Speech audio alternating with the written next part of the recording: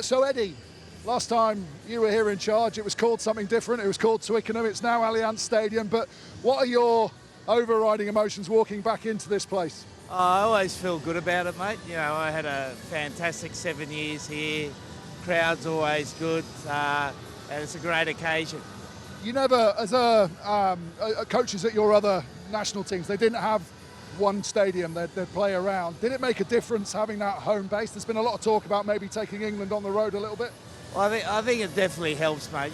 You know, as a player, that consistency of preparation, you come here, you know what you got to do, you know where you got to sit. I think that all helps.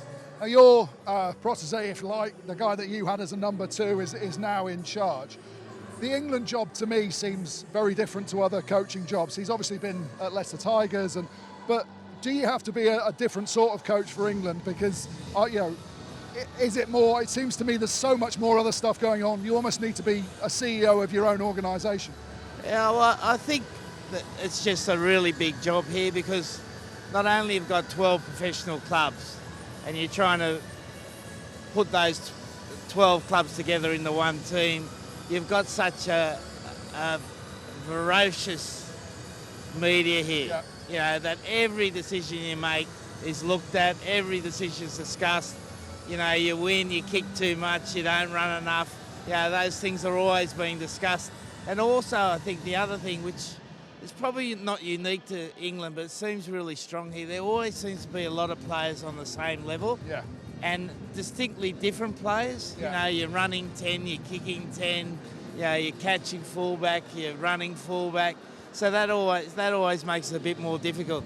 But you say that, and I agree totally. I mean, you look at some of the talent pools that other nations have got, almost you don't have to be as good a selector as the top guy because you're dealt the hands that you are. But is that one of the hardest roles, being the selector, when everyone's saying, well, this new kid on the block should be in the team? I think selection's really hard in England, mate, really hard in England because of there's players that are so close to each other and you're trying to work out who's the player who can take the next jump. You know, and as you know, some players can be fantastic club players but not great international players. So, and you've got to work that out in a quick period of time. And with England, you don't get the luxury of playing games that don't matter. Like every game matters. You're at a big stadium. You know, there's 82,000. Every game matters. So blooding players is a little bit harder too. And did all the stuff you talked about, not just the selection, but the media side of it, did that, maybe enjoyment's the wrong word, but you know what I'm saying, did that temper the enjoyment when you were in there of actually the role? Oh no, I loved it, mate. I loved it, but I would say at the end it does wear away at you. Yeah. You know, I spoke to another coach who coached another sport for 8 years, and he said at the end, you know, he was worn away by it. And I think that happens a little bit, you know, and Steve at the moment, he'll be feeling the pressure. You know, he'll handle it all right, but he'll feel the pressure. Well, one of the things you said, I remember you did an interview with Lawrence Dallaglio when you first got the job, and you said, I think he asked, you know, lessons from your coaching career, and he said, or what was your biggest regret? And you said, carrying on after the 2003 World Cup final loss, and you said, I guarantee you I won't be here in 4 years' time making the same mistake. Yeah. With hindsight, do you wish you had walked away after the 2019? Not really, mate. Only because I wanted to see if we could undo the business. Because, you know, when you lose the last game at a World Cup, it sits with you a long time, mate. Yeah, and the only way you get rid of it is taking that team to a World Cup and win it. I haven't been able to do that, but I think that's the only way you get rid of that feeling. So, yeah, it was probably a stupid decision in the end, but I'm glad I did it. I guess the only sad thing about that is that you were England's, I think the Americans call it, winningest coach or winning most coach. And obviously how the last couple of years went, you know, some of these guys forget that very, very quickly. Does that almost rankle a little bit? Look, it doesn't really worry me, mate. Like, you know, as I said, I enjoyed my time here. What people think about you, you know, is their business, and I can't control that. Now, going to this team now, there's obviously a lot of guys you said on the fringes, different players. There are players that you brought into the setup.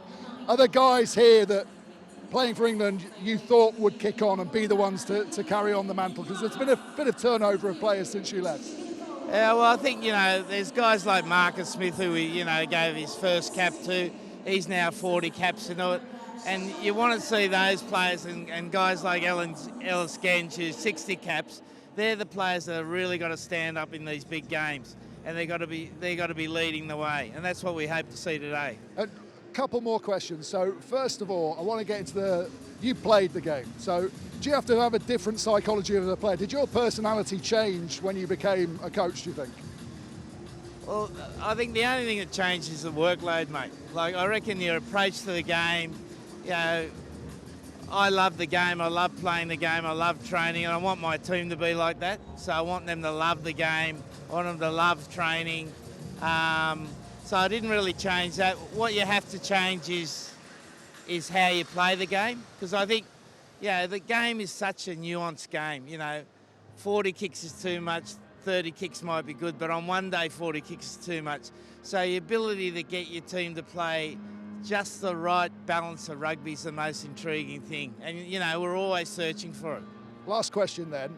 I know it's a hypothetical one, but the game's changed. It's a very much more attack-minded game now. Defences used to be all important. When you took over in 2015, England had just come off the back of the loss at the Home World Cup. Would you be more excited, and I'm not saying Steve Borthwick's on his way out, but if the opportunity was now, would you be more excited, or do you think it would go better than when you took over in 2015? Well, the one thing I know is that international sport's cyclical. So you get good cycles and you get bad cycles. Someone showed me a stat the other day. Like, England won 3 Six Nations with Will Carling in that era, 3 in your era, and then 3 when I had him. And in the other 25 years, they've won 2. So that tells you. And at the moment, you know, this team's gone through a fairly rocky period, but you can see there's some good young players coming through. The under-20s are starting to win. So the next cycle, I think, is going to be a good cycle for England. Well, a bit of hope for all the England fans out there, Eddie. That was fantastic. Good on you, mate. Thank you. Cheers.